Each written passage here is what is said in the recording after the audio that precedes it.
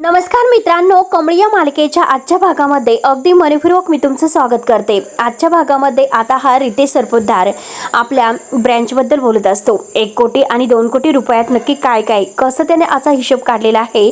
लॅपटॉपवर आता त्याचं सगळं काही सुरू असतं आणि त्यावेळेत आता हा मॅनेजर आपल्या पीएशी बोलत असतो की सरांना मात्र एकही चूक नाही आवडणार।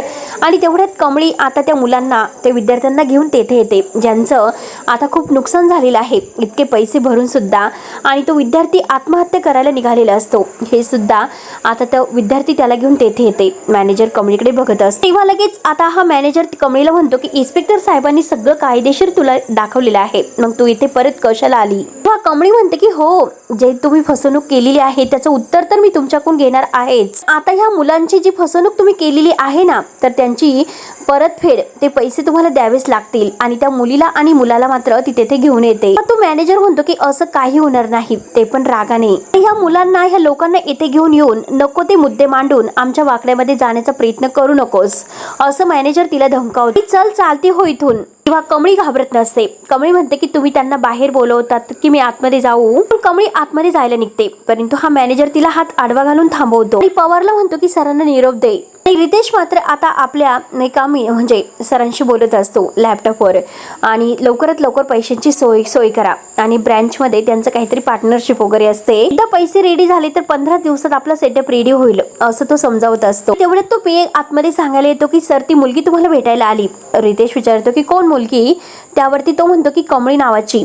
आता रितेश म्हणतो की असं मला भेटता येत नसतं, अपॉइंटमेंट घेतल्याशिवाय तुम्ही तिला सांगा तिला जा म्हणून, तिला जायला सांगा। तेव्हा मात्र पीए बाहेर येऊन कमळीला म्हणतो की सर असं कुणाला नाही भेटू शकत, जर तुम्हाला त्यांना भेटायचं असेल तर अपॉइंटमेंट घेऊन येऊ शकता। कमळीला फारच राग येतो, रागाने म्हणते तुझ्याकडे काही प्रॉब्लेम घेऊन येण्यासाठी सुद्धा काही अपॉइंटमेंट लागते का।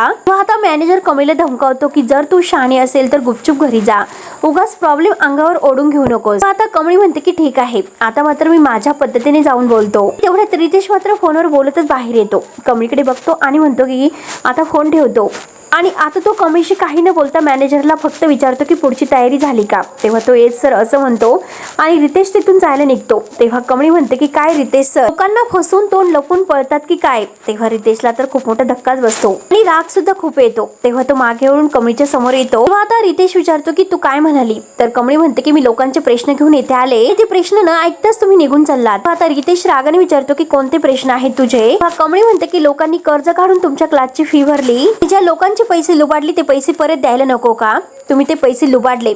तेव्हा आता रितेश म्हणतो की आम्ही कधीच कोणाला असं आमिष दाखवित नसतो, म्हणून आम्ही इथे ऍडमिशनला त्यांना जबरदस्तीने आणलं नव्हतं, त्यांच्या पालकांनी मात्र त्यांचं येथे ऍडमिशन घेण्यासाठी आले होते। जाहिराती म्हणजे आम्हाला गरज नाही ऍडमिशनसाठी जाहिरातींची, तसा दर्जा आम्ही निर्माण केलेला आहे। स्वतः ऍडमिशन त्यांनी घेतलेलं आहे की उत्तम दर्जाचं आम्ही त्यांना ऍडमिशन देऊ, हे आम्ही त्यांना कबूल केलं तर तेच आम्ही त्यांना देतोय। आणि जर त्यांची कुवत नसेल, ते जर अभ्यास करत नसेल तर आमचा त्यामध्ये काय दोष आहे आणि त्यासाठी मात्र सगळे पैसे आम्ही त्यांचे परत द्यायचे का। कमळी म्हणते की हो का, आणि जर हाच नियम झाला तर विद्यार्थ्यांच्या यशामध्ये सुद्धा तुमचा काहीच संबंध नसेल बहुतेक। म्हणजे एखाद्या विद्यार्थ्यांनी टॉप केला तर तुम्ही त्याच्या नावाचं मस्त बॅनर छापतात, ते तुम्ही मिरवतात। जर तसेच एखाद्या विद्यार्थ्यांच्या पदरात अपयश आलं असेल त्याची जबाबदारी सुद्धा क्लासनेच घेतली पाहिजे, हो की नाही। तर रितेश म्हणतो की यशाच्या शिखरावर आम्ही त्यांना घेऊन जाऊ अशी जबाबदारी आम्ही घेतलेली आहे आणि त्याच पद्धतीचं आम्ही त्यांना शिक्षण देत आहोत। तुम्ही अपयशी व्हा म्हणून ऍडमिशन येथे घ्या असं आम्ही त्यांना सांगत नसतो, म्हणून त्यांना इथे आम्ही बोलवत नसतो। त्यांचं जे काही अपयश आहे त्याची सगळी जबाबदारी त्यांची आणि त्यांच्या पालकांची आहे। त्या मुलाला आणि त्या मुलीला लगेच आता रितेश म्हणतो की काय हे प्रश्न अगोदर तुमच्या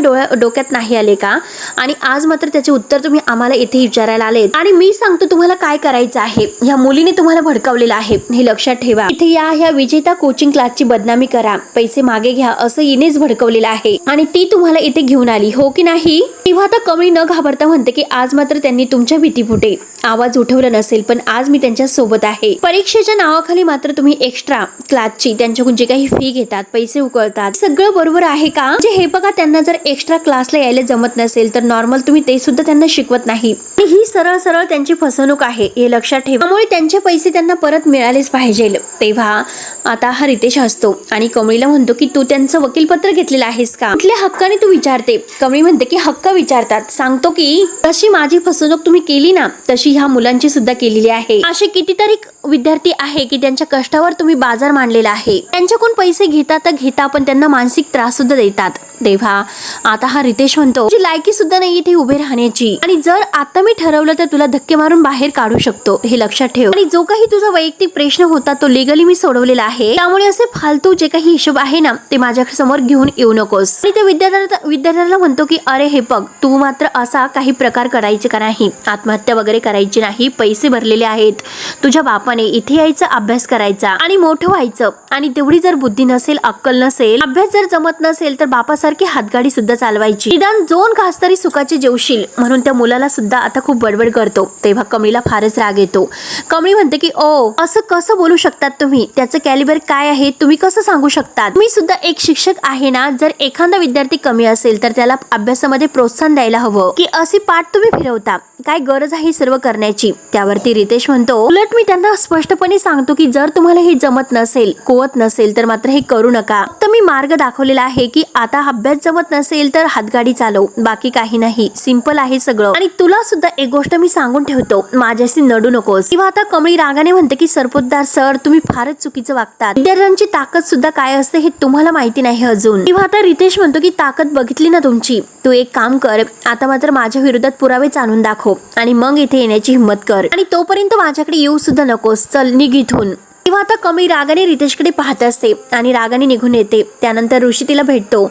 ऋषी तिला सॉरी म्हणत असतो की ऐनवेळेस मी तुला असं एकटीला सोडून गेलो, अगं मी पुण्याला गेलो होतो, अर्जंट काम होतं म्हणून जावं लागलं. साहेबा सुद्धा तिथे असतो आणि हे बघ आता मी आलो, परंतु आता चल आपण त्या क्लासवाल्यांशी बोलून घेऊयात. तेव्हा कमळी म्हणते की अहो नाही सर, अहो त्या माणसाबरोबर तर बोलून काहीच उपयोग नाही, कारण अजिबात शहाणा माणूस नाही, तो 1 नंबरचा चॅप्टर माणूस आहे आणि मी सगळं प्लॅनिंग केलेलं आहे. त्याने मात्र माझ्याबरोबर ब्लॅकमेल करण्याचा प्रयत्न केला, मी त्याला नाही म्हटलं होतं तरी सुद्धा त्याने ब्लॅक चेक केला आणि सगळं काही माझ्याकडून जबरदस्तीने, म्हणजे काहीच केलेलं नाही. आणि आता पोलीस सुद्धा त्याचीच बाजू घेतात, कारण आपल्याकडे तर कोणताही पुरावे नाही आणि त्याच्याकडूनच बोलतात. त्याच्याकडे मात्र मी जी सही केली होती त्याचं परवानगी पत्र आहे असं सांगते. तर ऋषी म्हणतो की अगं पण कमळी, अगं त्या खोट्या सह्या केल्या कोणी. त्यावरती कमळी म्हणते की खोट्या नाही, त्या माझ्या सह्या होत्या. तेव्हा आता ऋषी हे ऐकून म्हणतो की अगं पण हे शक्य कसं आहे. त्यावरती कमळी म्हणते की सर मला अशी शंका येते, रितेश सरपोतदार आहे ना तो सगळं अनिकाच्या हाताला धरून करतो. तर तेव्हा तर ऋषी म्हणतो की अनिका. तर कमळी म्हणते की हो अनिका, त्या दिवशी मी कॉलेजमध्ये गेलो होतो, अनिकाने तिच्याकडून सह्या कशा घेतल्या हे सगळं काही घडलेलं प्रकार ती ऋषीला सांगते. हे ऐकून ऋषीला फारच राग येतो की अनिका कोणत्या मुहूर्ताला जन्माला आली, 1-2 असं ठेवून द्यावंशी वाटतं. तेव्हा आता कमळी म्हणते की सर प्लीज शांत व्हा बरं तुम्ही, माझ्याकडे कोणताही ठोस पुरावा नाही, त्यामुळे असं अडकल्यासारखं होतं. साहेबा म्हणतो की ऋषी आणि कमळी, तो रितेश सरपोतदार आहे ना खूप पोहोचलेला माणूस आहे, त्याच्या विरोधात जायचं म्हटल्यानंतर आपल्याला जपूनच पावलं टाकावे लागतील. कमळी म्हणते की अजून तर खूप काही त्याच्याबद्दल मला समजलं, अजिबात चांगला माणूस नाही तो काही शिक्षणाचा बाजार त्यांनी मांडून ठेवला, त्यामुळे गोरगरिबांच्या शिक्षणाचं तर उद्ध्वस्त झाले, त्यांचे घर सुद्धा उद्ध्वस्त झाले. तेव्हा आता ऋषी तिला आधार देतो, म्हणतो की जे काही होईल त्यात मी तुझ्या सोबत आहे, तू एकटी नाहीस, कळलं तुला. तर साहेबा म्हणतो की हे बघा जे काही करायचं आहे आपल्याला तर नीट विचार करून करावं लागेल, ते पण अगदी विचार करून, आलं ना लक्षामध्ये. साहेबा म्हणतो की ऋषी चल घरी, मॅडमला जर समजलं की तू काम अर्धवट सोडून आलेला आहे तर मॅडम आणखीनच चौताळतील. हे ऐकून आता कमळी म्हणते की काय ऋषी सर, तुम्ही शेवटी परत अर्धवट काम सोडून आलात, का आलात बरं. तेव्हा आता ऋषी म्हणतो की गरज होती कमळी, तू तिकडे अडचणीत असताना मात्र मी तिकडे नाही थांबू शकत. तेव्हा मात्र आता कमळी म्हणते की अहो सर असं का करतात तुम्ही, एकतर परिस्थिती घरची कशी आहे हे तर तुम्हाला माहितीच आहे, एकतर आपल्या दोघांवर तुमच्या घरचे किती नाराज आहे हे तुम्हाला माहिती आहे, पण तरी सुद्धा तुम्ही तेच करतात. तुम्ही जा बरं अगोदर घरच्यांना समजून सांगा. तेव्हा आता ऋषी म्हणतो की हे पक कमळी, मी त्यांना मॅनेज करेल, तू अजिबात टेन्शन घेऊ नको, मी मॅनेज करतो, तू अगोदर त्यांना फोन कर. आता ऋषी आणि साहेबा बाईकवरून आता गाडीवरून येत असतात. तर ऋषी बाईकवरून येताना साहेबाला म्हणतो की बरं झालं तुम्हाला कळवलं, मी स्ट्रॉंग आहे मला माहिती आहे, पण अशा परिस्थितीत मी तिच्या सोबत असायला हवं. ह्या अनिकाचा नक्की प्रॉब्लेम काय आहे रे, मला एकच कळत नाही की ही राजन काकांची मुलगी आहे किंवा नाही. अरे राजन काका बघ, ते अन्नपूर्णा आजी बघ आणि ही अनिका बघ, जर तिने फसून कमळीच्या सह्या घेतल्या असतील ना मी तिला नाही सोडणार, आई शपथ. त्यानंतर आता साहेबा घर आल्यानंतर ऋषीला म्हणतो की चल आता. तर ऋषी म्हणतो की चल, अरे खाऊन जा काहीतरी.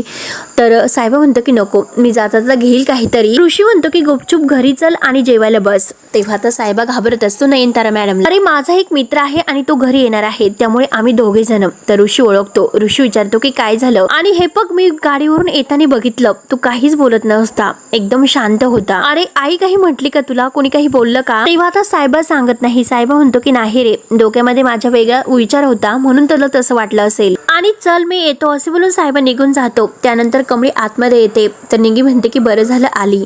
अगं काकीने तिच्या लेकीच्या आवडीचा पदार्थ बनवला. तर सरोज म्हणते की हो ना, माझ्या लेकीला खीर फार आवडते. ती कमळीला वाटीमध्ये घेऊन येते आणि म्हणते की तू सुद्धा खाऊन बघ. आणि खरंच माझं चुकलं, मी तुझी आवड निवड विचारलीच नाही. आणि घे खाऊन. आणि बघ ना, थांब मी चमचा घेऊन येते, आणायचंच राहिला. तेव्हा आता कमळीचे डोळे भरून येतात. तर सरोज विचारते की काय ग, काय झालं. तेव्हा कमळी काही नाही असं म्हणते.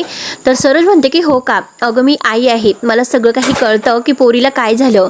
म्हणून ती कमळीला मिठीत घेते आणि तिला सावरत असते. त्यानंतर इकडे राधिका ही ऋषीला घरी आल्यानंतर विचारते. राधिकाशी बोलून तो आत जायला निघतो आणि तेवढ्यात रोहित येतो. रोहित म्हणतो की ऋषी थांब, मला तुला तुझ्याशी महत्वाचं बोलायचं आहे. तेव्हा ऋषी म्हणतो की जरा फ्रेश होऊन येतो, नंतर बोलू. तेव्हा रोहित म्हणतो की नाही, अरे इतकं असं काय महत्वाचं काम होतं की तू तेथील काम सोडून इकडे लगेच निघून आला. तेव्हा ऋषी म्हणतो की काम मध्ये सोडून नाही आलो, पूर्ण करून आलो आणि जे काही होईल ना ते सगळं काम ऑनलाईन मी करून देईल, तू काळजी करू नकोस. तेव्हा आता ऋषी म्हणतो की हे बघ, अरे तू काहीतरी वेगळंच बोलतो. रोहित म्हणतो की अरे तुला असं नाही वाटत का, तुझे पर्सनल काम आहे तर ते सोडून दुसरीकडेच लक्ष तू केंद्रित करतोय. त्यावरती आता राधिका म्हणते की रोहित, अरे तो आत्ता आला, त्याला जेवण करून दे आणि नंतर आरामात बोला. त्यावरती आता रोहित तर राधिकाला डिमांडच देत नसतो आणि म्हणतो की मी तुझ्याशी नाही बोलत आणि 2 मिनिट उशिरा जर जेवला तर काही फरक पडत नाही. तेव्हा आता लगेच ऋषी म्हणतो की 1 मिनिट, तू तिच्यावर का राग काढतो माझा, आणि माझ्या पर्सनल गोष्टी तर तुला पटत नाही आणि ते सगळं तुझ्याकडे ठेव, माझ्या पर्सनल गोष्टीमध्ये तू पडायचं नाही. म्हणतो की अरे घरच्यांचा जर आदर तुला करता येत नाही, परंतु आता तुला काम सुद्धा व्यवस्थित करता येत नाही. त्यावरती आता ऋषीला फारच राग येतो.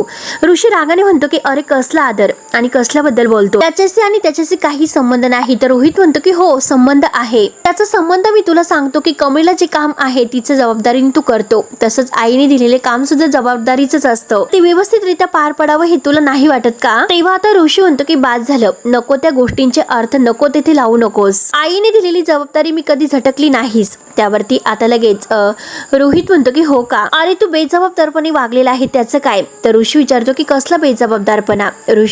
रोहित म्हणतो की सांगतो, सगळं सांगतो. पुण्याहून निघताना फक्त एक कॉल जर आईला केला असता तर मी मुंबईला निघलो म्हणून, तर काय बिघडलं असतं तुझं.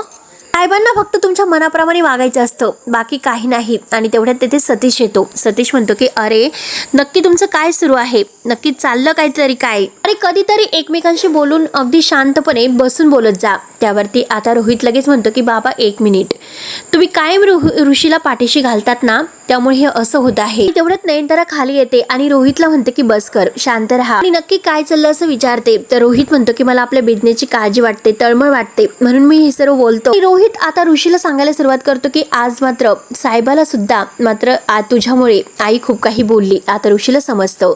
नयनतारा लगेच रोहितला म्हणते की रोहित तुझं बोलणं थांबवणार आहेस का. तर ऋषी म्हणतो की 1 मिनिट आई, अगं साहेबाला तू का बोललीस, त्याची काय चूक आहे. तर रोहित लगेच म्हणतो की हो, ती त्याला बोलली कारण त्याच्यामुळे तुझं कामाकडे दुर्लक्ष झालं, कारण त्याने तुला फोन करून कळवलं होतं. नयनतारा रोहितवर डोळे मोठे करते आणि बास्कर असं म्हणते की ऋषीला फ्रेश होऊन यायला आणि जेवायला यायला सांगते की बोलून आता रोहितकडे रागाने बघत आतमध्ये निघून येतो. तेव्हा आता रोहित रागाने बघूनच आतमध्ये जातो. तर नयनतारा विचार करते की आता ऋषीवर रागावून काही उपयोग नाही. कमळीला जर त्याच्या मनातून काढायचं असेल, चिडून नाही तर प्रेमाने हे सर्व काम करावं लागेल. त्यानंतर इकडे सरोज कमळीला घेऊन मिठीमध्ये असते. कमळी रडत असते. तर सरोज म्हणते की थांब, मी तुझ्यासाठी एक काम करते, गरम गरम चहा बनवून घेऊन येते, तरतरी येईल तुला. तर कमळी रडत असते. सरोज चहा आणायला जाते. निंगी कमळीला म्हणते की कमळे बघ ना, ती तुझी किती काळजी करते, मला तर असं वाटतं की नक्की तिला सर्व काही आठवेल. तेव्हा रडतच कमळी म्हणते की अगं ती एक आई आहे, काळजी तर सगळ्यांची असते, परंतु काय उपयोग त्या काळजीचा, ती स्वतःच्या लेकीलाच ओळखत नाही. निंकी तिला आता म्हणते की अगं एक दिवस तिला सगळं काही आठवेल आणि ती तुला नक्की ओळखेल. आणि तेवढ्या सरोज तिच्यासाठी चहा घेऊन येते. कमळी चहा पिते आणि म्हणते की खरंच खूप भारी झाला. सरोज म्हणते की हो का, आणि सगळा चहा पिऊन टाक असं म्हणते तर कमळी चहा पित असते. तेव्हा सरोज तिच्या डोक्यावर हात ठेवते आणि विचारते की काय झालं बाळा, अगं तू इतकी काळजी कसली करते, कसलं वाईट वाटतं तुला. आता कमळी म्हणते की खरंच काही नाही. तर सरोज म्हणते की थांब, माझ्याकडे एक उपाय आहे आणि तुला लगेच बरं वाटेल, थांब मी आलोच. म्हणून सरोज आत जाते. कमळी तिच्याकडे पाहतच असते. तर मित्रांनो, हा भाग येथे संपतो. पुढे नक्की काय होईल बघायला विसरू नका. तोपर्यंत धन्यवाद.